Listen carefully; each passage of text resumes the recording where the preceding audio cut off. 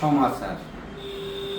গোটাই মধ্যবিত্তের জন্য ইলিশ কেনা এক দুঃস্বপ্নে পরিণত হয়েছে। 1 কেজি ওজনের একটি ইলিশের জন্য যখন দেশের মানুষকে 2.5 থেকে 3,000 টাকা গুনতে হচ্ছে, তখন মনে হওয়া স্বাভাবিক যে ইলিশ হয়তো শুধু উচ্চবিত্তের খাবার হয়ে থাকবে। অথচ এমন পরিস্থিতিতে দুর্গাপূজা উপলক্ষে অর্ধেক দামে ভারতকে ইলিশ খাওয়ানোর ব্যবস্থা করছে সরকার। ইতিমধ্যে $12.5 বা 1,525 টাকা কেজি দরে 1,200 টন ইলিশ রপ্তানির সিদ্ধান্ত দিয়েছে বাণিজ্য মন্ত্রণালয়।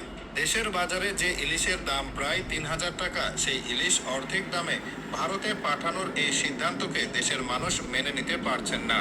প্রশ্ন উঠছে, দেশের মানুষকে চড়া দামে ইলিশ কিনতে বাধ্য করে অন্য দেশকে কম দামে ইলিশ খাওয়ানোর পেছনের যুক্তিটা আসলে কি?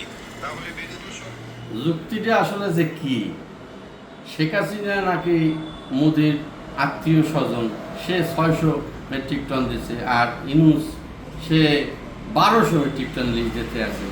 আসলে প্রেমটা কার বেশি মোদির সাথে? দিল্লি না ঢাকা, না ঢাকা না পাকিস্তান? এখন আসলে এটা স্লোগান তো ফাঁকে পড়ে গেছে। শেখ হাসিনার চেয়ে আসলে মোদির সম্পর্কটা এখন বেশি, মোদি মানে ইনুসের সাথে। তাহলে আমরা আসলে খুদাই পেরেশান।